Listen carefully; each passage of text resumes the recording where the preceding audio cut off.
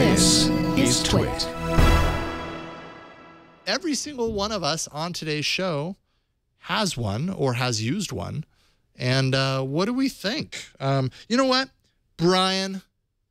Let's start with you. Let's start with you. What do you think about your Moto 360, Brian? I like it a lot because I don't know. I'm used to wearing a watch, and this doesn't feel any bigger. I mean, it's slightly bigger than the watch I usually have on, and you know, with the notifications and everything, it works really well with that. I also have a little B-roll. I didn't know you were gonna throw to me so quickly. Ooh, B-roll. Wow. Wait a minute. Did you record this? I did this a little earlier, but yeah, I'm really enjoying it. Like you said, the battery life, I haven't had any issue, but I did turn off the ambient stuff, so when I flick my wrist, it comes on. Yeah. Took me a couple hours to kind of get used to the interface, like the double tapping or tapping to get the Google Voice to come up and searching through the settings and stuff like that, or palming the device to get the screen to go off. But once I figured all that out, it's really slick. It's nice just to look down at my wrist and see if I have any notifications. And one of the first things I did, I wanted to keep it pretty stock while I first played with it.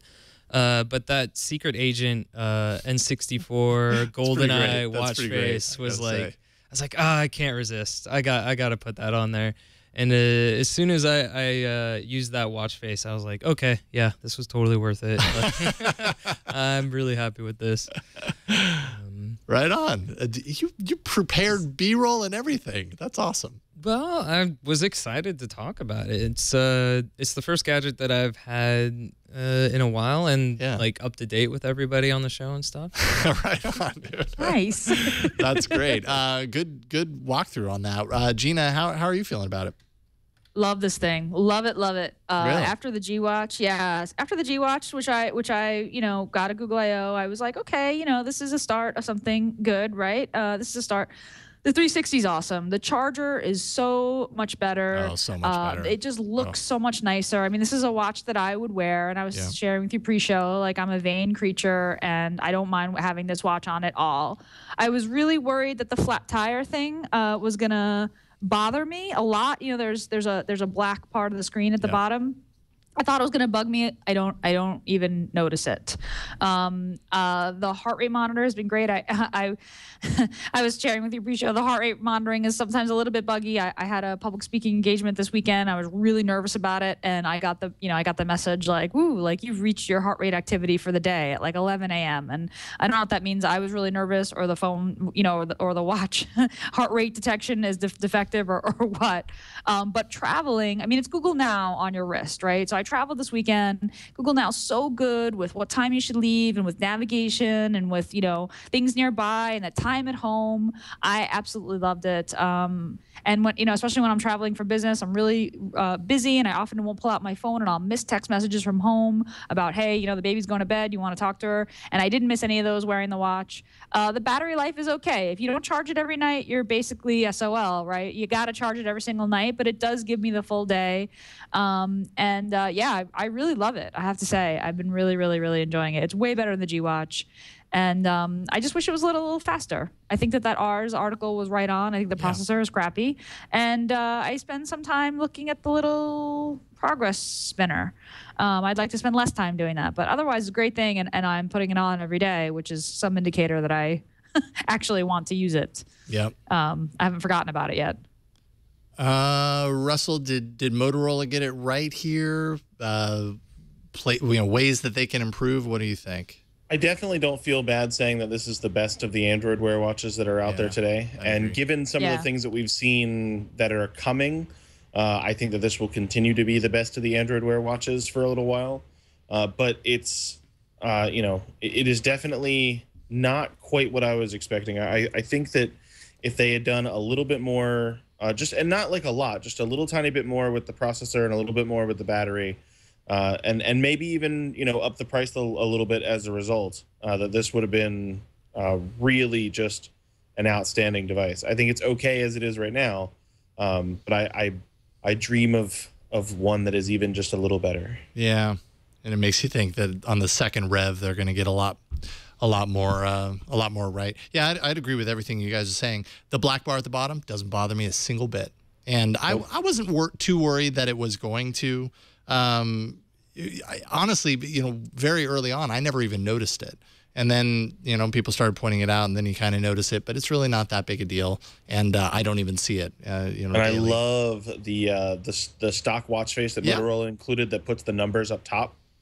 That one? No, you swipe a little. It's a pair of dials. Oh, this one. Yeah, rotate. And what's really cool.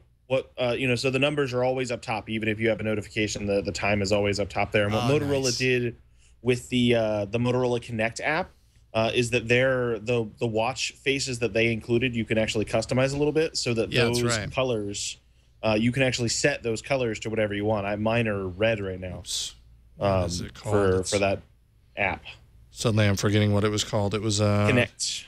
Motorola Connect. There we go. Yeah, so this is kind of nice in that it allows you to kind of do these customizations on your phone where maybe it's easier for you to kind of get in there. So you can go in there, set it to white. Wow, it's really bright. Yeah. Sorry about that. Let's see here.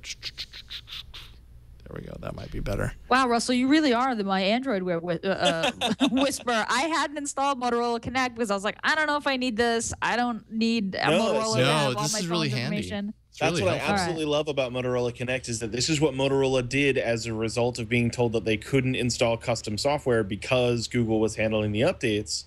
So they've got this whole separate app that does all of these really cool things, and I'm totally a fan of this setup moving forward for all forms of OEM manipulation and stuff like that. I love how they handled this. Oops. Okay.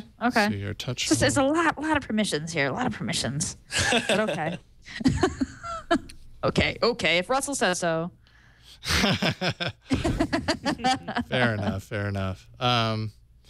Yeah, so far I'm digging it. The display off until you lift, your wrist.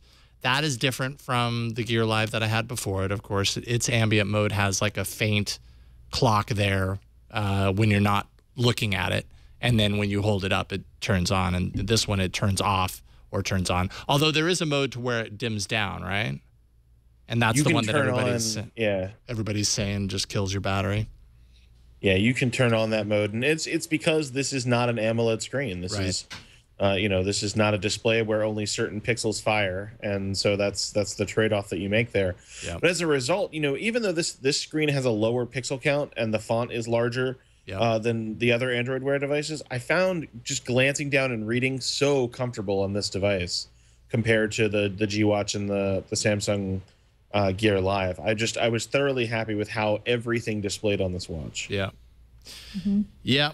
Agreed. I think we're all in agreement. Like I was worried about the battery aspect, and mind you, I've only really played with it for a couple of days, but I haven't had issues with the battery. And I think the big difference there is, it's a hard one because with the wearables, like you want to use them all the time, especially when you first get them. So your inclination is, I just have it, so I'm going to use it all the time. And you're going to burn through your battery if you do that. With this device in particular, also with the other watches, but not to the same extreme here. Once you kind of settle in and use it normally and let it just kind of become a normal part of what you wear, and like I find I really only look at it maybe, sometimes to tell the time, but really if I get a little buzz on my wrist, I look at it. Okay, good to know I don't need to answer that email, and I put my wrist down, and that's really it. I don't use the voice commands a whole lot. I'm sure if you're using those a lot, you're going to burn through the battery and everything. So I think it really depends on your usage on this, whether you're going to be disappointed with the battery or not. So far, I'm not. So I'm happy about that. But I can't wait to see the first person who comes up with some kind of cobbled together wrist-mounted charger for this thing.